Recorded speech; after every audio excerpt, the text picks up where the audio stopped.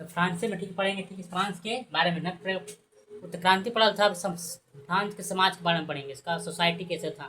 तो सोसाइटी तीन भाव बांटा था, ठीक है, और सोसाइटी को हम नहीं पढ़ेंगे, पर यहाँ समझते हैं लुई सोलह के बारे में, ठीक है। लुई सोलह के बारे में देखिए 18वीं सदी में क्या बढ़ रहा है, 18वीं सदी की बात हो रहा है, 18वीं सदी में, ठीक है। 18वीं सदी के उत्तरांत में फ्रांस है समाज, मतलब 18वीं सदी में जो फ्रांस में कैसा समाज था, सोसाइटी था, कैसा समाज और सोसाइटी था, ठीक है। 1774 में क्या बढ़ रहा है, 1774 में जयपुर राजवंश, भोजपुर और राजवंश थे, कौन सा राजवंश, ठीक था। जो लुई सोलहवां जो है फ्रांस के राजगद्दी पर बैठा, आसीन हुआ कौन, लुई सोलहवां जो थे फ्रांस की राजगद्दी पर बैठा कौन, लुई सोलहवां, कौन, लुई सोलहवां, ठीक है। इसकी उम्र कितना था, 20 साल, मात्र केवल 20 साल था, कितना 20 साल, लुई सोलहवां का मात्र 20 साल था, राजा था, ठीक है, आसन बैठा, ठीक है। इसके विवाह किसके से हुआ, राष्ट्रीय की राजकुमारी मैरी एंटोनेट, इसका एक विवाह हुआ, ठीक है। किसी जी राज का चलाने की उसका रानी भोज यही होता है, समझा, इसलिए इसको किसकी विवाह हुआ, मैरी एंटोनेट से, जो उसका राजकुमार ऑस्ट्रेलिया की राजकुमारी थी, क्या से था, राजकुमारी थी, इससे विवाह हुआ, ठीक है। ऑस्ट्रेलिया नहीं, ऑस्ट्रिया का कंट्री है, ऑस्ट्रेलिया नहीं है, ऑस्ट्रेलिया, ठीक है।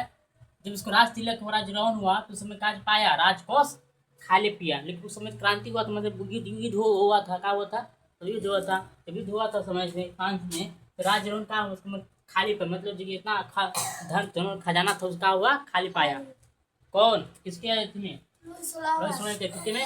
लुई सोलहवां जो शासन काल में जो है कि फ्रांस ने अमेरिका के 13 उपनिवेशों को शत्रु को ब्रिटेन से आजाद कराने की सहायता दी।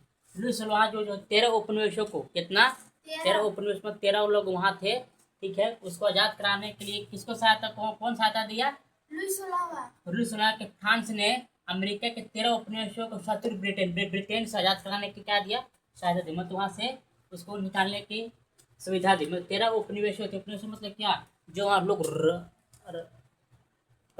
रहने वाले लोग थे ना, अमेरिका के रहने वाले लोग थे, कहाँ के, मैंने वहाँ पूछ गए थे, कहाँ, ये नहीं कि ब्रिटेन में, तो इसको वहाँ से बुलाने के लिए कौन सहायता दिया, लुई सोलहवां की फ्रांस ने दी सहायता दी, किसको, अमेरिका को, इसको अमेरिका का, ठीक है।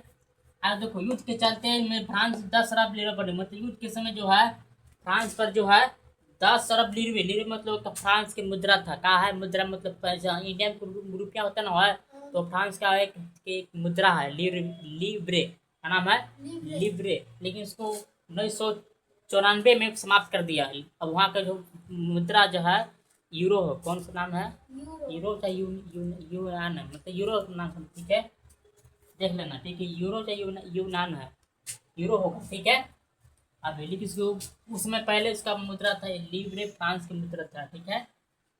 जब युद्ध के चलते समय जो फ्रांस जो है 10 अरब का था, कर्ज में डूबा था, क्या था, कर्ज में जुड़ गया, मतलब जबकि 10 अरब पहले से क्या था, 10 अरब से कहा कर्ज था, क्या था, कर्ज था। अब उस पर पहले से 2 अरब लीब्रे का बोझ चढ़ा हुआ था, मतलब 10 अरब पहले से था और 2 अरब और चढ़ गया, 12 अरब कितना इसका कर्ज हो गया, किसको, फ्रांस को। कहा कि युद्ध के समय कर्ज बढ़वे करता है, समझा, इस समय, ठीक। अब सरकार से जो है कर्जदाता, जो कर्ज लेने वाला थे, 10% ब्याज की मांग करने लगे, कौन, 10% ब्याज की मांग करने लगे, कौन लोग, कर्जदाता, जो कर्ज लेने वाला होते थे, ठीक है। अब 11 पॉइंट पर है कौन, टाइज किसको बोलते हैं, धार्मिक कर, टाइज में किसको बोलेंगे, धार्मिक कर। फ्रांस एक नियम था, जो धार्मिक कर उसको टाइज देना पड़ता था, क्या देना पड़ता था, टाइज में धार्मिक कर देना था, किसको, चर्च को, किसको देना पड़ता था, चर्च को देना पड़ता था, ठीक है। अब देखो टाइल मतलब प्रत्यक्ष कर, क्या है, प्रत्यक्ष कर मतलब क्या, किसान आम जनता के टैक्स देना पड़ता था, ठीक ना। सम्राट को क्या देना पड़ता था, मतलब जितना जो था सबको टैक्स देना था, आम जनता को वहाँ किसान लोग जो टैक्स देना पड़ता था, ठीक ना, ठीक। देखो फ्रांस में जो 3 समाज बांटा था, मतलब 3 एस्टेट समाज बांटा था, एस्टेट्स बोलेंगे, एस्टेट्स मतलब समाज 3 एस्टेट में बांटा हुआ था फ्रांस में, कौन, एक पादरी वर्ग हो गया, एक द्वितीय वर्ग हो गया, तृतीय वर्ग हो गया, ठीक है, 3 एस्टेट में हो गया, 3 हो गया, एक गो 2 गो 3 गो हो गया, 3 वर्गों में बांटा हुआ था, एक और बांटा था, 3 वर्गों में बांटा हुआ था, ठीक है। मैंने फ्रांस की बात हो रहा है, ठीक है। 3 वर्गों में बटा हुआ था, मतलब ठीक। प्रथम स्टेट पादरी वर्ग होता है, तीसरे में कुलीन वर्ग, और तृतीय स्टेट में क्या आ रहा है, एक में अमीर, कुछ कुछ अमीर है, एक में कुछ कुछ गरीब है। देखो एक में अमीर आ रहा बड़ा व्यवसाय व्यापारी अदालती कर्मचारी वकील, के बारे में आ रहा ना। मतलब तृतीय वर्ग में कुछ कुछ गरीब है, कुछ कुछ क्या है, अमीर है, कुछ कुछ गरीब है, कुछ कुछ अमीर है। छोटे किसान कारीगर है, किसान हमेशा किसी खेती कर जाता था किसी स्व मालिक के पास उसका कि कारीगर काम करते थे। छोटे किसान थे, भूमिहीन में जिसको जमीन नहीं थे, मजदूर थे, नौकर थे, ये सब क्या थे, ये सब तृतीय स्टेट के अंदर में आते। किसके अंदर में आते हैं, तृतीय स्टेट के अंदर में आते हैं, स्टेट्स के अंदर में आते हैं, तृतीय में आते हैं, ठीक है। ठीक है, 9% क्या थे, किसान थे। पूरे आपदे में जो थे 9% क्या थे, किसान थे, ठीक है। अब किसान को टैक्स देना पड़ता था, तो किसान को क्या देना पड़ता था, टैक्स देना पड़ता था। ये समझ में आ गया पूरा ना, है। ये फ्रांस के समाज के सोसाइटी के बारे में थोड़ा सा है, ठीक।